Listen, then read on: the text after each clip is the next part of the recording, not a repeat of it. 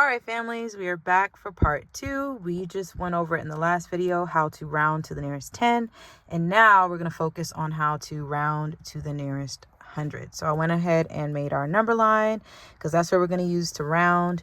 We're going to start with the number 437. Similar to when we focused on the tens place, or the tens place with rounding to the nearest 10. When we round to the nearest 100, we're going to focus on the hundreds place. So here we have 4, which means 400. That is going to be the first number that we start with on our number line.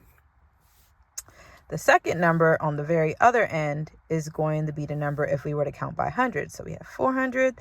The next number counting by 100 is 500. Now we're going to find the middle point between the two. It's typically going to be a number in the hundreds that ends with a 50. So here, what's exactly in the middle of 400 and 500 is 450. And I'm going to label this M for midpoint.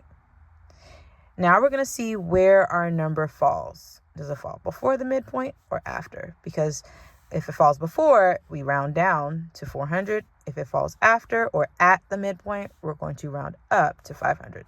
So let's see. It would be somewhere around here.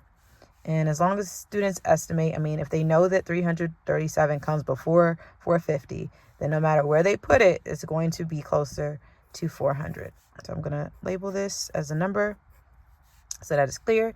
And for this, we round down to 400. So I'm going to put 400 as my answer.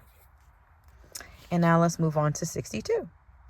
This is going to be a little bit tricky for preppies because there is no number in the hundreds place, right? So they can assume that that number is 0. If they need to put that there to help them, great. If they don't, cool. So if we don't have any hundreds, then that's going to be our first number. 0 hundreds. And then if we're counting by 100, we would go to 100. Now we have to think what number is right in between 0 and 100. Well, that would be 50. And that's our midpoint. Now let's look at where our number falls. Does it fall before the midpoint or after the midpoint? Well, I know 62 comes after 50. So it's probably going to be somewhere around here. And that means we're going to round up to 100 because it is closer to 100. Let's do one more example. This one's similar. We don't have any number in the hundreds place. We don't have any number in the tens place. We can assume that it is 0. Okay. So we're going to start with, you guessed it, 0. And if we count by 100s, the next number is going to be 100. The midpoint between the two is the same as the last one, 50. We label our midpoint. And now we look, where does that 7 go? Is it over here after 50, or is it before 50?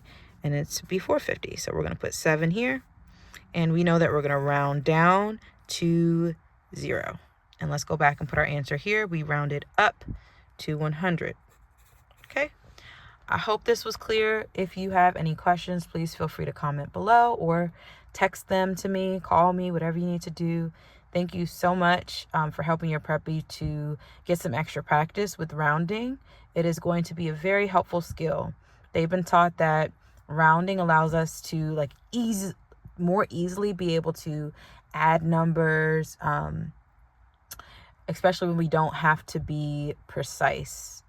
For example, if I wanted to buy a jar of candy for a certain number of students and each jar had 250 in each one, or something similar to that, those kind of numbers are easier to add and come up with an idea of, okay, how many jars of candy do I need to buy to be able to give 500 children candy? Okay.